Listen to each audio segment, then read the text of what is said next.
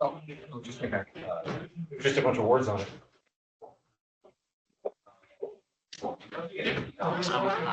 Days already.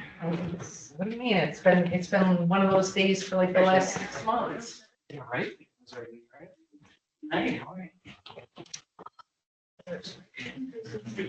Okay. Trying to do something.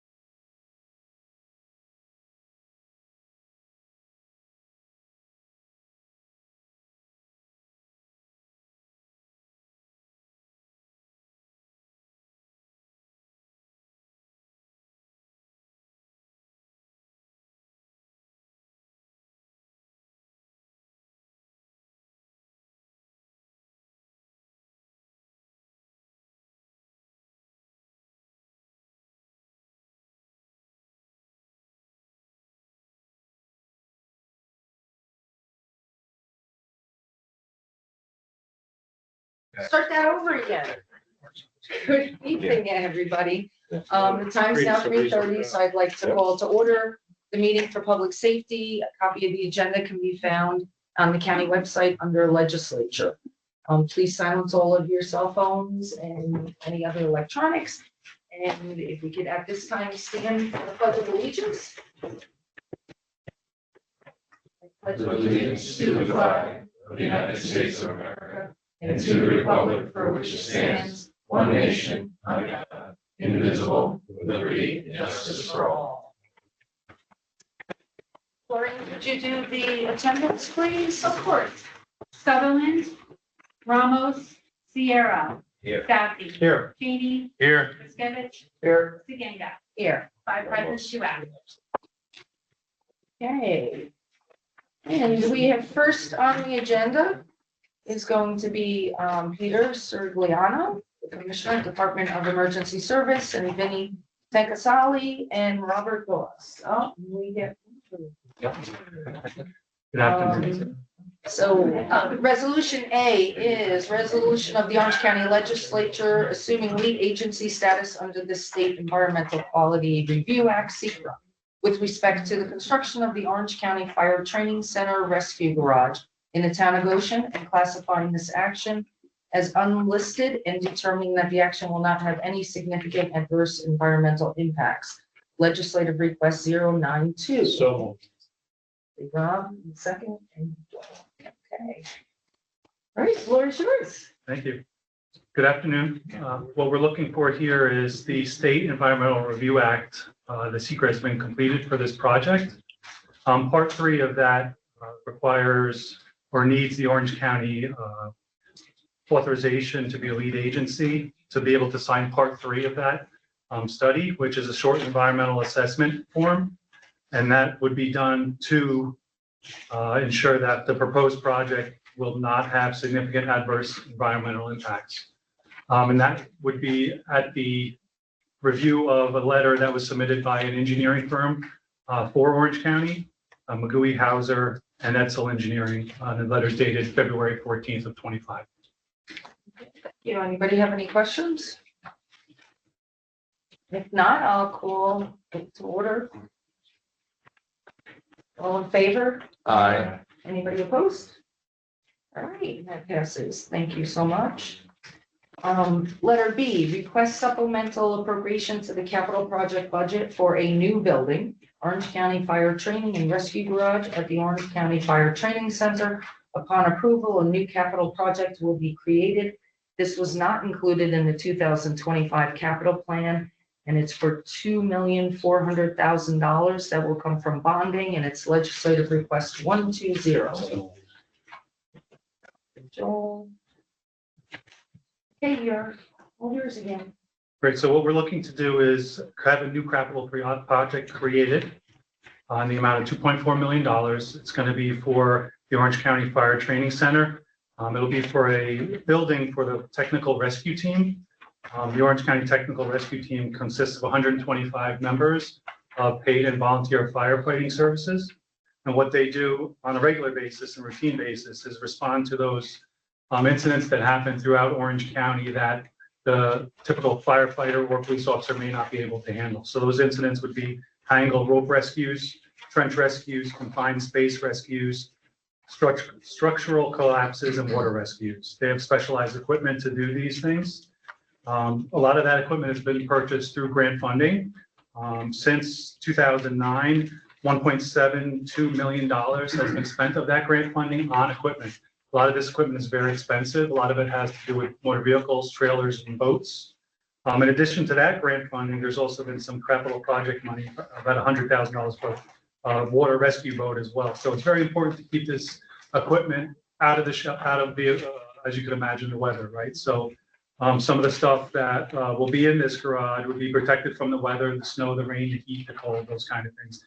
And that's to preserve the longevity of this equipment. Some of these trucks are estimated to be over $300,000. If you could picture a big fire truck, I'm sure you probably have all seen some of this equipment, and it houses a lot of the technical actual equipment, ropes and things that they need to do their job and quickly respond. So it'll extend the life of the equipment and those vehicles. And it'll actually allow for a quicker response time. I'm having this equipment indoors, ready to go, ready to roll, no cleaning off snow or anything in an emergency, should they be called at those kind of timeframes. There's also some limited training space in there. So if they were able to pull the equipment out of that garage bay, they'd have that interior space to be able to do some training. There's also a proposed trench inside of that structure where they could safely do trench rescues and confined space rescues, where typically now they're going out and even digging a hole, which wouldn't be as safe as doing this. So it allows for safety for the firefighters, which is a great point too. It also will allow for another training area of high angle rescue point, which is a beam up on the ceiling where they'll be able to use their ropes to practice rappelling down and doing those type of rescues. The building itself is a large building. It's 56 feet by 96 feet. It's a pole barn type building. It'll have 3 bays, big doors on there to be able to get this big equipment in. And it's, if you will, it's a double bay. So you'd be able to pull more than one truck in each bay. So really maximizing the space as much as they can. There'll also be a training room in there and a storage room. All right, any questions from anybody? If not, I'll call the question. All in favor? Aye. Opposed? Okay, before I continue, I just want to recognize that we have legislator Paduk and legislator Amo, and I thought we had legislator Fagione. And then obviously we have majority leader and our chair, Lee Benton and Karen Hines. On to 3, requests to create 4 additional enforcement technicians, grade 9, step 2, part-time for the Orange County Bus Arm Camera Enforcement Program. The salary is $26.51 hourly, or $26,195.14 annually for part-time. Salaries for these positions will come from the fines collected from the program. So this passed unanimous in PNC. Yes, it did on Monday. Yes, thank you. So we're proposing 4 additional spots for the school bus safety program. I think you're all familiar with the program. What's going on is we're having quite a few violations coming in and we're getting backlogged. And plus these individuals, their primary goal and objective with their job is to review the footage of the vehicles passing the stop school buses and additional evidence therein, and approving them or disapproving them if they feel it is an actual violation of the law. So that being said, I looked today and we had about 2,500 backlogged as we sit today. So there is an extreme backlog there. These positions would be paid through county taxation, but it would be offset with the fine money that we do have coming in at this point. Finally, as you know, the program's been up and running since June of 24, in full force with 4 school districts since September. So if you will, this current school year. And in addition, some of the things we anticipate here with this is I have currently 6 additional school districts that have signed on and will be up and running either, most of them by the end of this month, but a few more coming on by the end of May. So we're looking at approximately 80% more buses coming on to the program, which will mean, unfortunately, more violations coming into the program as well. The 2 enforcement technicians that we have now, they are limited because they are part-time and they can't go over the 19 hours per week. So they can't do any overtime or anything like that. So we are limited by that. And keeping in mind that they do get time off, or I have one on vacation right now. So that individual is not able to approve anything this week. So which also brings us back. So these additional positions will certainly be helpful.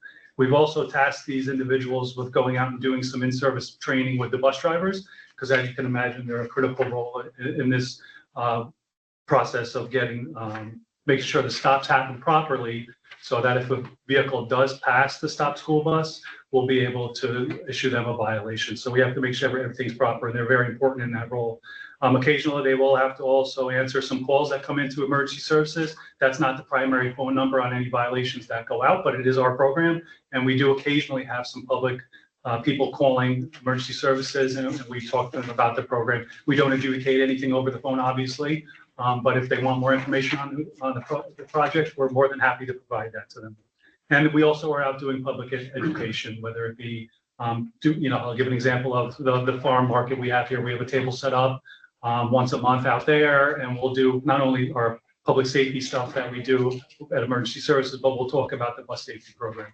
And I have those individuals helping out with that too. So it's a full court press. And I think these 4 positions will be invaluable to making sure this program runs as best as it can.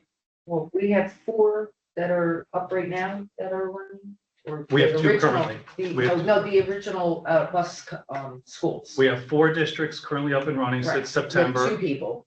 with only 2 Right, approvers. and Right. then we're looking at adding 6 to 10 more, and so I think requesting 4 is not unrealistic, it's just that it's sad and disheartening that we have to think that the money coming from the fines is going to pay these spots when you would hope that the people would pay a little bit more attention and be more cognizant of our children getting on and off a school bus. Thank you, and I agree with that, and I spoke about this on Monday to the Personnel and Compensation Committee. But part of the goal of this program is to have no violations, right? And so we are working with local law enforcement to have them also target these known trouble locations for the bus stops. And we're also working closely with the school districts and the superintendents and transportation directors in those school districts to make sure they're reviewing those school bus stops too. So if there's something they can adjust to make them safer for the students, we're all for that as well. Great, any questions from anybody? Oh, legislator. Thank you. Just a question on your violations. How much money are you taking in this year? This year is roughly about $100,000. And that's on about how many? You said you're 2,500 backlog. How many have you processed? So I have some numbers here. Again, a lot of numbers with this program. So average citations that are reviewed per month, and this is by our 2 enforcement technicians at this time, they review, and again, they don't approve all of them, right? So, because it's a fair system, so they review about 2,700 a month. So if we're 3 months in, times that times 3, and that'll be about what we review, and we're approving about a 52% rate here. So maybe roughly cut that in half if you want rough numbers, averages. Thank you so much. You're welcome. And Thank you, legislator Beck. Madam Chair. Yeah, is that 100,000 since September or just this year? No, that would be this year. So we're averaging roughly, if you want to say, I did an overall average since September. It's about $55,000 a month. Okay. That's coming into Orange County. Thank you. Any other questions? I'll call the question. All those in favor? Anybody opposed? Okay, thank you so much. Thank you. Okay, item 2, we have, the sheriff is not here, so we'll call him up. We have Under Sheriff Garcia, Under Sheriff Mallard, and Chief of the Sheriff's Office, Meredith Recovery.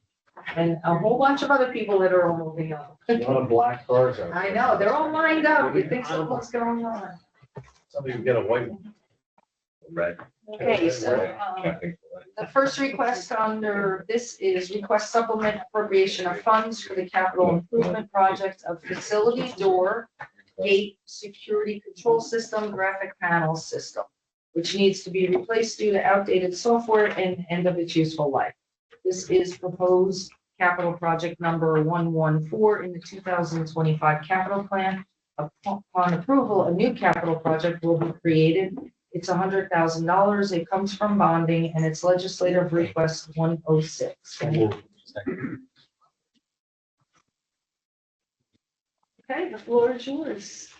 Well, this capital project is basically to upgrade our current system within our housing units with our graphic panels and our door and intercom system. Currently, the software is becoming outdated and we're just about to end of life with that system. So throughout the whole facility and each housing unit, it's going to have to be replaced and upgraded. Wow. And what is the timeline on something like that? Because if it's for the doors and all that, is it something where you're gonna have to empty out a unit or? Probably not. We would try to avoid that. It depends on, they can do usually most of the infrastructure without going into the unit. So then we may be able to just do hookups because we have existing lines currently, as long as they're viable for the housing units. For our other project, they're not viable anymore, but for this project, they should be. So hopefully it's not much disruption to service. Fantastic. Any questions, anybody? Oh, Thank you, Madam Chair. Minority Chair Beck. So these are basically the original doors, This is a second upgrade. second upgrade. Yep. Okay, thank you. Any other questions from anybody? All right, I'll call the question. All in favor? Aye. Okay, thank you. Letter B, request supplement appropriations of funds for the purchase of kitchen equipment. This is proposed capital project number 116 in the 2025 capital plan. Upon approval, a new capital project will be created, $200,000 from bonding, and its legislative request 108. Can I get a motion? Second. Okay, And with this kitchen equipment that we have currently is at end of life. The ones we're looking to replace are original equipment from the building. So we're over 25 years, basically 3 meals a day, 7 days a week for 25 years. And basically ovens, dishwasher, griddle, items like that. They're pretty big ticket items for replacement. So we need to keep it going. Right now, in speaking with our DPW serviceability, we already have 2 down, they can't be fixed, so. Okay. Time for replacement. Any questions from anybody? Nothing? Okay, I'll call the question. All in favor? Aye. Anybody opposed? All right, motion passed. Letter C, request supplement appropriation of funds for the purchase of body cameras. This is proposed capital project number 117 in the 2025 capital plan. Upon approval, a new capital project will be created. It's for $1.2 million. It's bonding and its legislative request 109. Okay. Rob and Joan. You guys are quiet. All right, the floor is all yours. Basically, this is to outfit the corrections division with body cameras. Currently, our patrol side has them. The body cameras are basically the next evolution in technology.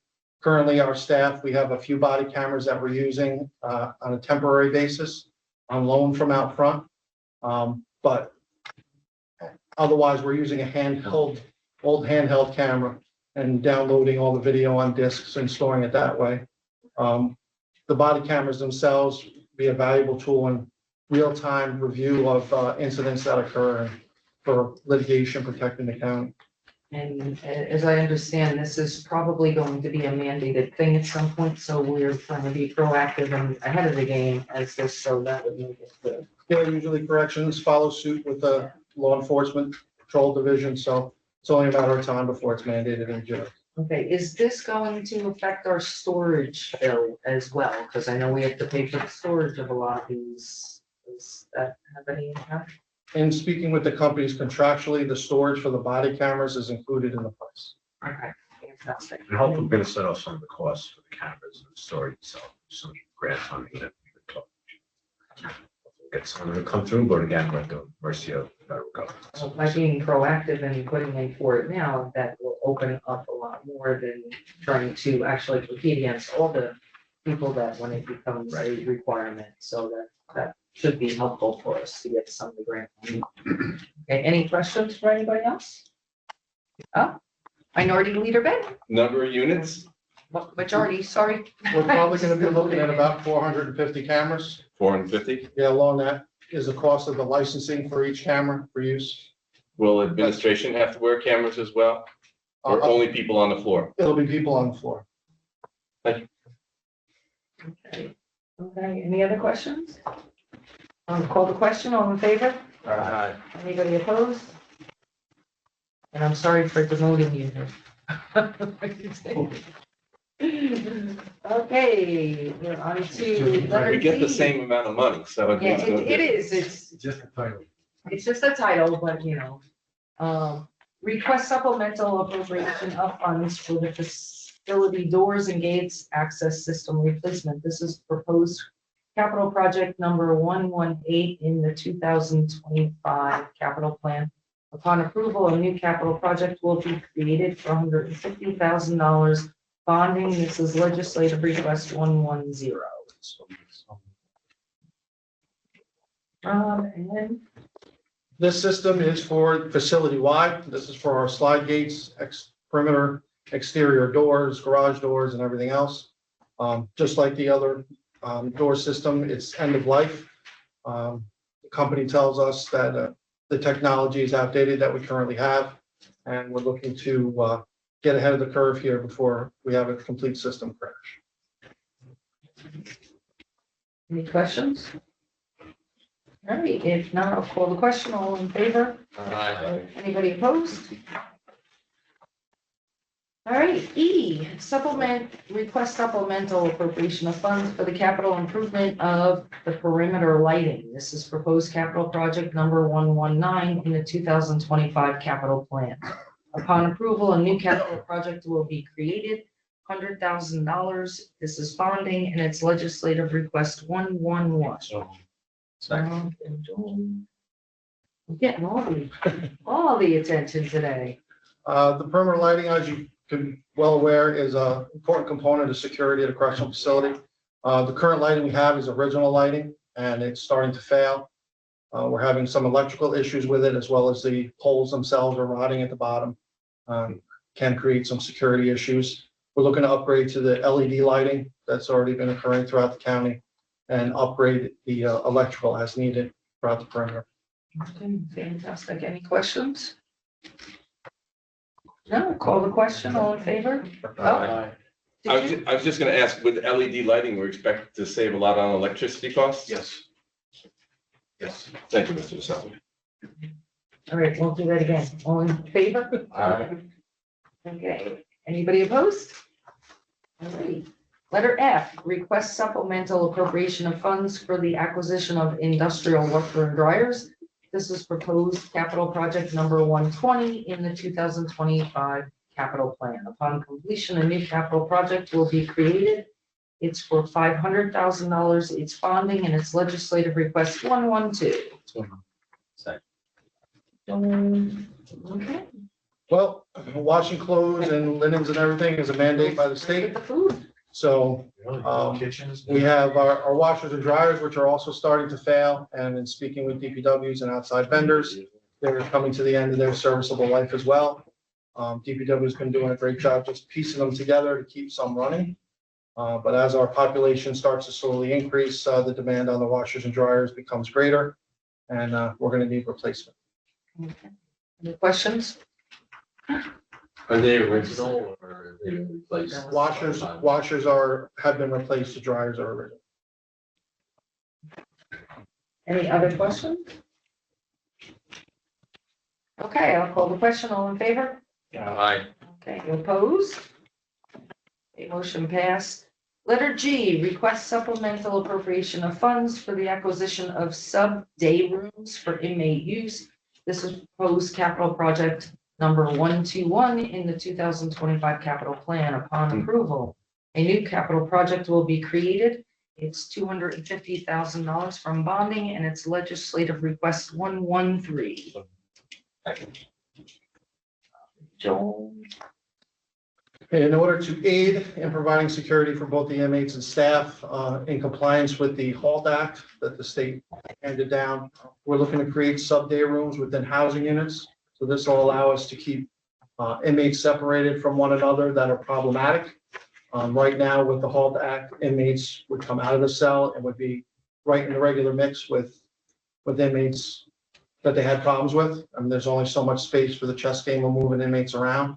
So the sub-day rooms would assist in ensuring safety in the jail. Okay, any questions here? I knew this one was coming. I'm looking at, the whole thing, I understand. You identify locations for these? Yes, eventually we're looking to phase in and have at least one at each unit, depending on the number of cells we're looking to isolate within the sub-day room area. But yes, we have one unit that we're looking to designate right now. You'd have one inmate in the sub-day room? We would have up to 6 we could put in each sub-day room, yeah. But the housing unit would still be viable for the maximum we're allowed in there. So the current unit we're looking at is a 28-bed unit. We're looking to isolate 6 cells in the sub-day room area, and then the remaining cells are still viable for the housing unit, so we're not losing any cell space. Thank you. Any other questions? Is this like a pilot program for just one unit, or is this the cost for all sub-day rooms? Well, this is a general cost for one for now. but we're looking to see what kind of costs we can get to see how much more we can do. Another unfunded state I mandate. have a question on this one. If you're separating them, even if it's in the same unit and stuff, does that mean we need an extra body there to watch? Because, or is it gonna be like a glass or a partition that you can see through so you can still? Yeah, it will be no additional staff member. It's just basically a physical separation. They'll have in the sub-day room area, the same services they would have outside. It's just that they'll be in an isolated, not an isolated, but a more confined area, away from, hopefully for them not to cause But the problems. one officer on the unit would be able to Yes. observe both as Yes. far as that, okay? Okay, no other questions? I'll call the question. All in favor? Aye. Anybody opposed? Motion Any passes. chance the whole back gets repealed? I know the answer to that. Letter H, request supplemental appropriation of funds for the acquisition of the sheriff's pole barn steel building to be used for storage of equipment and vehicles. This is proposed capital project number 124 in the 2025 capital plan. Upon approval, a new capital project will be created. It's in the amount of $50,000 bonding, and it's legislative request 116. Joel. Oh, Finally, he's wow, gonna. yeah, I was gonna say you get to talk. This is just to store all the trailers. How many trailers we have, Captain? At least eight trailers that we keep Okay. our UTVs in, Right. ATVs and other equipment. And we keep them out of the element, get them out of our parking area, so we can open that up for different things. Right now, they're all exposed, and some of those trailers aren't weather tight, so they end up getting mold in them. Again, carrying some of the equipment in there, it just makes for at least better maintaining of our equipment. Now, what is the size of this building? Less than 4,000 square feet. Say it didn't seem like a lot. It would be close to like a 3 or 4 bay garage. That's big Yeah. difference. That's what I'm looking Yeah, at, right, I know. like.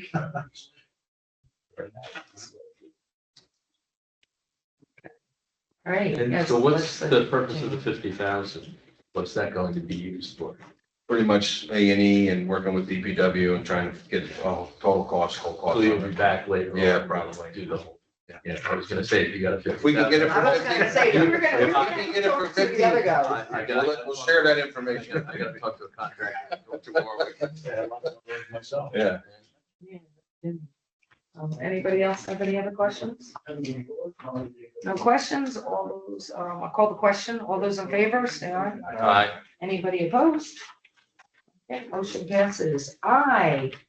I'm almost running out of. Aye, request supplemental appropriation of funds for the acquisition of perimeter security cameras and checkpoint gate. This is proposed capital project number 125 in the 2025 capital plan. Upon approval, a new capital project will be created. It's $50,000 bonding, legislative request 117. Joel?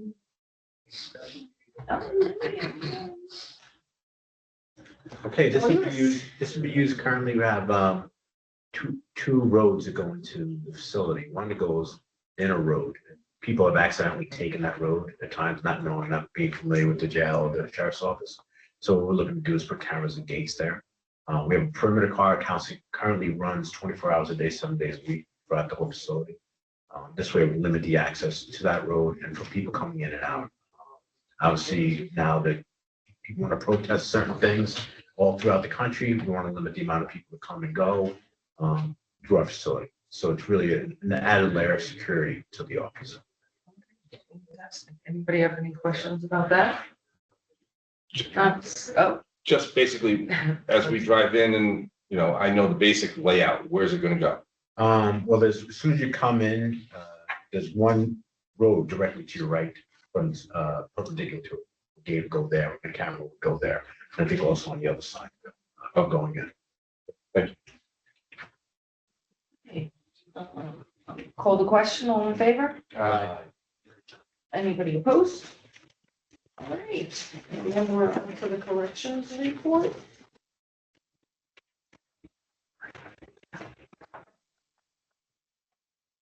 Right? Correction report was previously submitted for your review. If you have any questions, I can answer them. Our current head count today was 462. Our ICE count was 156. Total revenue to date is $1,357,430. Does anybody have any questions about the report? We all received it, I believe. Okay, and if not, then we'll move on to Kay, the sheriff's report. Well, good afternoon. So just some highlights from the Sheriff's Patrol Division in March. No recent hires or promotions. We had 2 retirements at the end of February. We currently have 4 vacancies. We're doing interviews now and starting background checks to fill those. We had 1 deputy that was assigned from patrol to investigations. And the other highlight, sheriff was unable to attend, but the chief attended in his absence up in Albany for an Assembly Minority Task Force on Human Trafficking and Exploitation.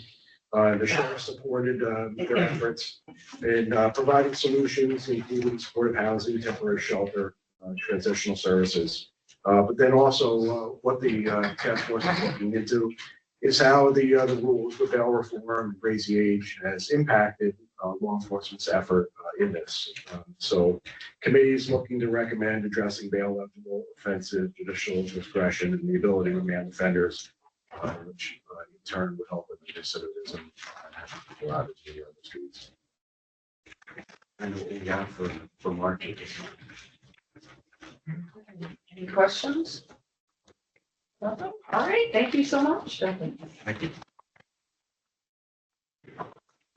Okay, on to 3, resolution of the Orange County Legislature recognizing May 4th through May 10th, 2025 as National Correction Officer and Employees Week. Would we all like to, everybody on that? Okay. That would be good. All in favor? Okay, and 5 is resolution of the Orange County Legislature recognizing May 15th, 2025 as Peace Officers Memorial Day and declaring May 11th through May 17th to be Police Week in Orange County. Everybody want to be a sponsor on that as well? All in favor? All right, thank you so much. And that concludes our meeting, so can I get a So motion moved. to adjourn? Thank you. Second. Oh, you guys spoke up. Wow. I just- Did you say spoke up or woke up? Spoke up or woke up, whichever way. All right.